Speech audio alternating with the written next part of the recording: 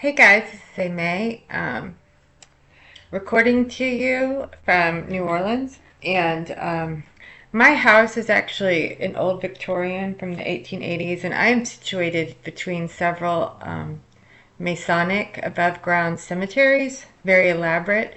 And I just want to start off by saying that because it's real strange, and I don't think that it's a coincidence, I'm certain. So, and I'm right on the streetcar line, which is really interesting too. But that's a whole nother thing. So what I wanted to talk about just for a few quick moments, and I want you to think about this, how we live in this inverted upside down world where black is white and white is black. Look how the priest wears a black outfit and a little white cube, although he represents Saturn, which is the black cube. Everything is inverted. Language is inverted, symbolism is inverted, logos are inverted. We are in a mirrored, upside down world. And so, what I want to say is that I have been married a few times. I was born in the mid '70s, and I was married right out of high school in '94, and I have been married a few times, and I believe that it can be a wonderful thing. And do not get me wrong here. However, I believe the system is designed to entrap and enslave. Because I can remember I was only like 19 and walking down the aisle going, oh my God, this is terrifying. I want to find the nearest window. And so I decided if I ever got married again, and I had a feeling I would, because I've always had ESP about what was going to happen next. But I always said I will not do conventional or traditional. I will do it the only way. If you fall in love again and they propose if you want to be with them, okay, well, here's the deal. I wouldn't do it the way the Matrix designed it, is what I'm saying. I believe cohabitation is very restrictive. It's very difficult. It goes against our natural human nature that requires solitude, reflection, contemplation, creativity, imagination. This can be very restrictive, and it's intentional the same way the educational system is. So, like, think about the word husband. It's a band of frequency, right? It puts you in a certain band of entrapment or enslavement. This isn't about masculine, feminine, anything. This is about spirituality. And I have married again a few times. I've had a few engagements too, and some that I broke off. And you're not here to listen about any of that. Like, why is she telling us this? But what I want to say is, I don't think the whole setup, especially if you meet someone you're really soulfully connected to. I just mean the way the matrix, the grid, the system has designed it, as far as taxes, mortgages, children, everything. It's like a prescription for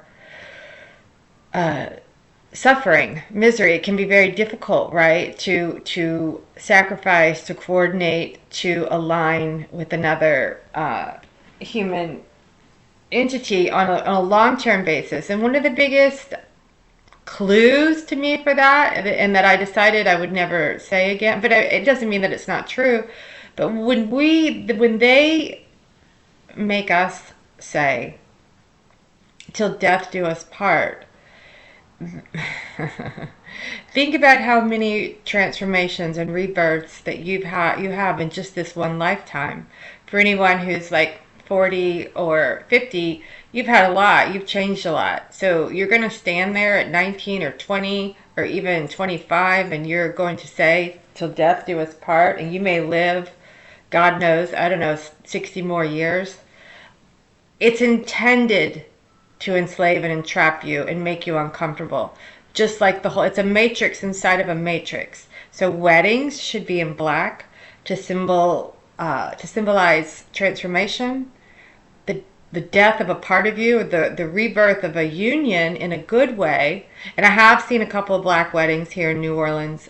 They have like gone down the street with their umbrellas and dancing, and they've been all in black, the bride too, and they seem to get it. And this white traditional is what we see the most, and it's like the start off to the upside down, and it doesn't accurately symbolize what's about to take place. But the black, if it doesn't mean, please don't get me wrong, that people can't love each other.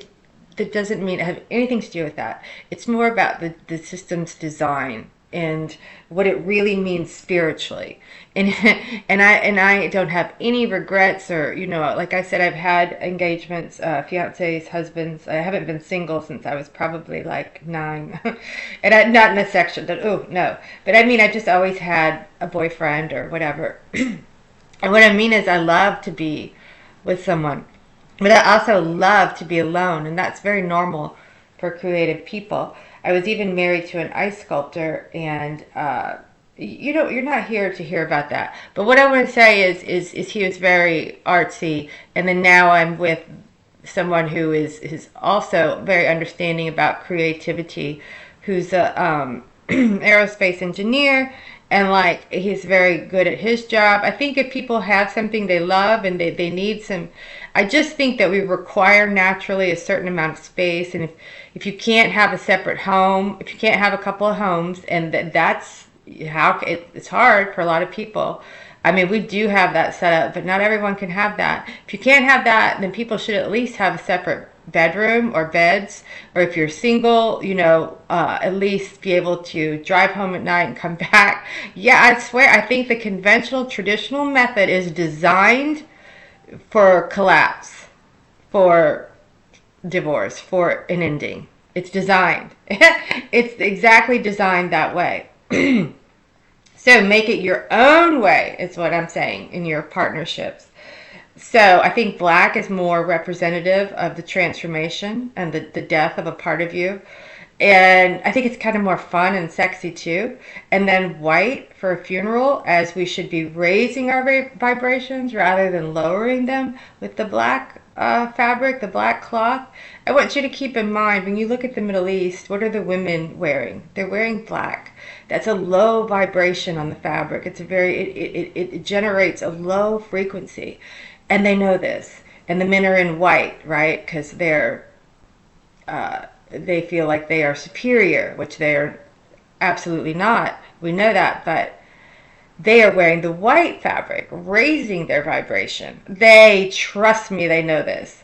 So I think black is like representative of Saturn. It's a low frequency, and Mecca starts in September. It's the fall of the sun, and then Saturn is exalting in Libra, and they go in September. It's the same time every year to worship that black cube in concentric circles. Okay, I want you to think about that, because the black cube of the TV is also Saturn.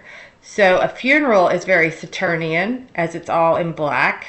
You have your uncle in the coffin there, and he's in black, and everyone's in black or gray or dark. They did this intentionally. It's a great louche generator. Everyone's sad and but the first 3 letters of the word funeral is fun.